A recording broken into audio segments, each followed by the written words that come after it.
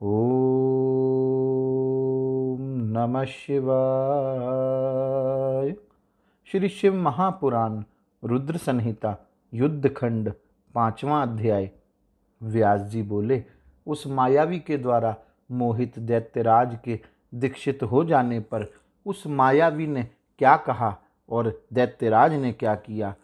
सनत कुमार जी बोले, उसे दीक्षा देकर नारद आदि शिष्यों के द्वारा सेवित चरण कमलों वाले अरिहन यति ने दैत्यराज से कहा।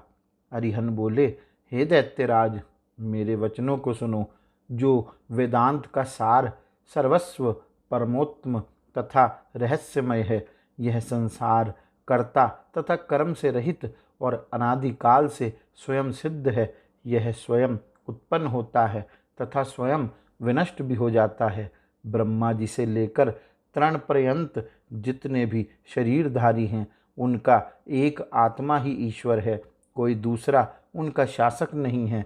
जिस प्रकार हम शरीरधारियों के नाम हैं, उसी प्रकार ब्रह्मा, विष्णु तथा महेश आदि ये नाम उन नामधारियों के हैं। अनादि तो एक अरिहन ही है। जिस प्रकार हम लोगों का शरीर समय आने पर नष्ट हो जाता है, उसी प्रकार ब्रह्मा से लेकर मच्छर तक का शरीर अपने समय से नष्ट हो जाया करता है। विचार करने पर ज्ञात होता है कि शरीर में कहीं भी कोई विशेषता नहीं है, क्योंकि सभी जीवधारियों में आहार, मैथुन, निद्रा तथा भय समान है। सभी शरीरधारी निराहार रहने के उपरांत भोजन प्राप्त करने पर समान रूप से तृप्त होते हैं, कम या अधिक नहीं। जैसे जब हम प्यासे होते हैं तब प्रसन्नतापूर्वक जल पीकर तृप्त होते हैं, उसी प्रकार अन्य प्राणी भी तृप्त होते हैं। किसी में न्यूनाधिक्य नहीं होता। रूप लावण्य से युक्त चाहे सहस्त्रों स्त्रियां क्यों ना हों, किंतु सहवास काल में एक ही स्त्री का उपभोग संभव है। अनेक प्रकार के घोड़े चाहे 100 हों चाहे 1000 हों, किंतु अपने अधिरोहण के समय एक का ही उपयोग संभव है, दूसरे का नहीं। निद्रा काल में पलंग पर सोने वाले को जो सुख प्राप्त होता है, वही सुख निद्रा से व्याकुल हो पृथ्वी पर सोने वाले को भी प्राप्त होता है। जैसे हम शरीरधारियों को मरने का भय है, उसी प्रकार ब्रह्मा से लेकर कीट पर्यंत सभी को मृत्यु से भय होता है।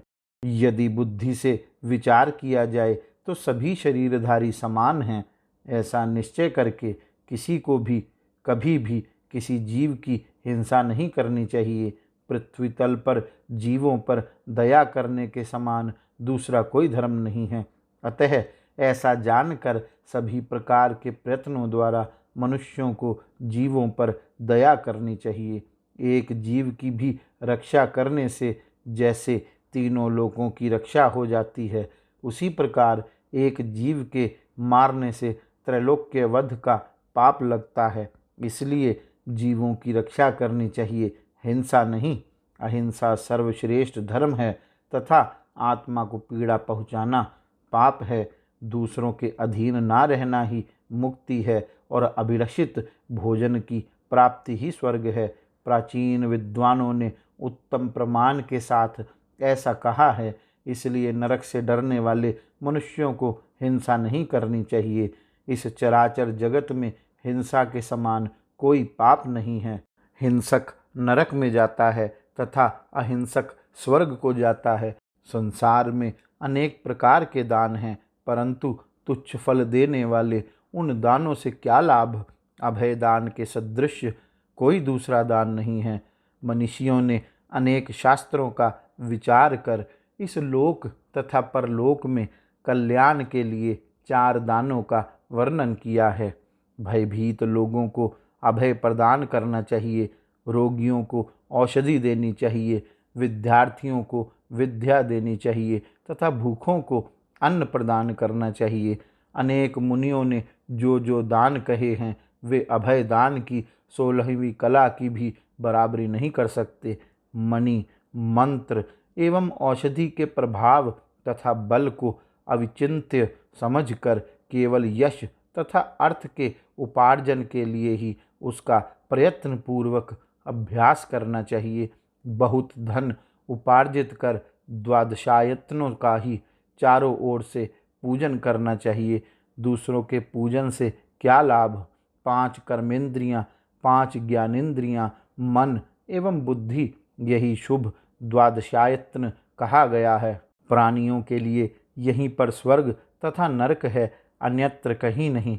सुख का ही नाम स्वर्ग है तथा दुख को ही नरक कहा गया है। सुखों का भोग कर लेने पर जो इस देह का परित्याग होता है, तत्व चिंतकों को इसे ही परम मोक्ष जानना चाहिए। वासना सहित समस्त क्लेशों के नष्ट हो जाने पर अज्ञान के नाश को तत्व चिंतकों को मोक्ष जानना चाहिए। वेद वेदता इस श्रुति को प्रमाणिक कहते हैं कि किसी भी प्राणी की हिंसा ना करें। हिंसा में प्रवर्तन करने वाली अन्य कोई श्रुति उपलब्ध नहीं है। अग्निष्टोमादि यज्ञों से संबंध जो पश्वालंबन श्रुति है, वह तो भ्रम उत्पन्न करने वाली है और असज्जनों के लिए है। पशुवध से संबंधित श्रुति तो ज्ञानियों के लिए प्रमाण नहीं। यह तो बड़े आश्चर्य की बात है कि वृक्षों को काट कर, पशुओं का वध कर, उनके रुधिर का कीच बनाकर तथा आग में तिल घी आदि को जलाकर लोग स्वर्ग की अभिलाषा करते हैं। इस प्रकार उस त्रिपुराधिपति से अपना विचार कहकर समस्त त्रिपुरवासियों को सुनाकर वह यति आदर से वेदों के विपरीत देह मात्र को सुख देने वाले और प्रत्यक्ष पर ही विश्वास करने वाले धर्मों का पुनः वर्णन करने लगा। श्रुति जो ऐसा कहती है कि आनंद ही ब्रह्म का रूप है, उसे सही मानना चाहिए। अनेक धर्मों की कल्पना मिथ्या है। जब तक यह शरीर स्वस्थ है, जब तक इंद्रियां निर्बल नहीं होती और जब तक वृद्धावस्था दूर है, तब तक सुख का उपभोग करते रहना चाहिए। अस्वस्थ हो जाने पर, इंद्रियों के विकल हो जाने पर एवं वृद्धावस्था आ जाने पर सुख की प्राप्ति किस प्रकार से हो सकती है? इसलिए सुख चाहने वाले को अपना शरीर भी याचना करने वालों को प्रदान कर देना चाहिए। जिसका जन्म मांगने वालों की मनोवृत्ति को प्रसन्न करने के लिए नहीं हुआ, उसी से यह पृथ्वी भार युक्त है। समुद्रों, पर्वतों तथा वृक्षों से नहीं। यह शरीर शीघ्र ही नष्ट होने वाला है तथा संचित धन विनष्ट हो जाने वाला है। ऐसा जानकर ज्ञानवान को देह सुख का उपाय करते रहना चाहिए। यह शरीर कुत्तों, कौओं तथा कीटों का प्रातःकालीन भोजन है और शरीर अंत में भस्म होने वाला है। ऐसा वेद में ठीक ही कहा गया है। लोकों में जाति कल्पना व्यर्थ ही की गई है।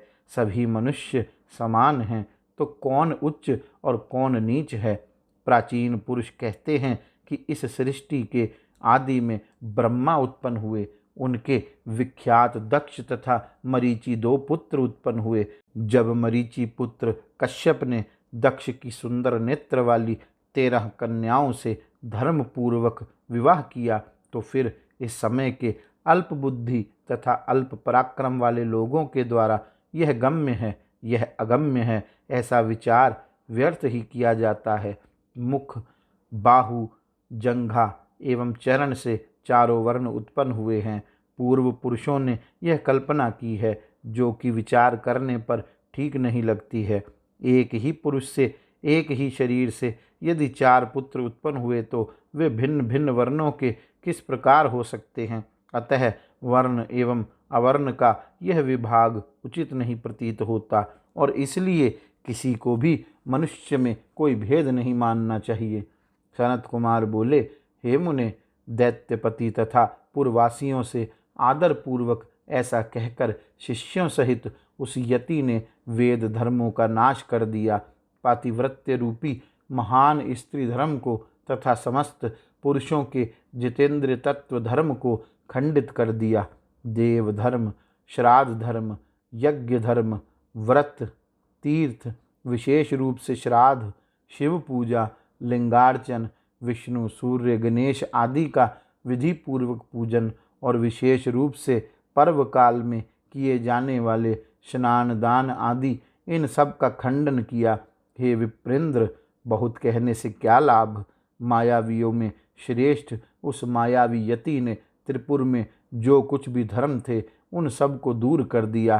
त्रिपुर की सभी स्त्रियां उस यति के धर्म का आश्रय लेकर मोह में पड़ गई और उन्होंने पति की सेवा के उत्तम विचार का त्याग कर दिया।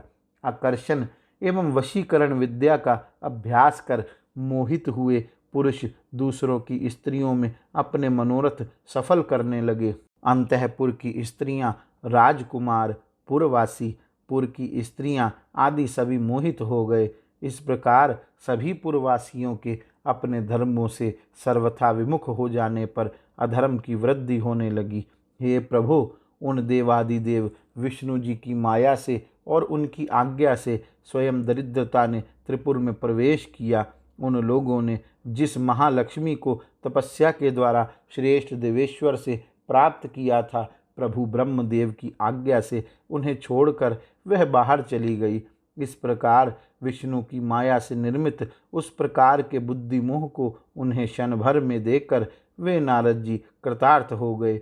उन नारद ने भी उस मायावी जैसा रूप धारण कर लिया था, फिर भी परमेश्वर के अनुग्रह से वे विकार युक्त नहीं हुए। हे मुने, दोनों भाइयों तथा मैं सहित वह दैत्यराज भी शिव जी की इच्छा से पराक्रमहीन हो गया। इस प्रकार श्री शिव महापुराण के अंतर्गत द्वितीय रुद्र संहिता के पंचम युद्ध खंड में त्रिपुर मोहन वर्णन नामक 5वां अध्याय पूर्ण हुआ। गौरी शंकर भगवान की जय। ओम नमः शिवाय।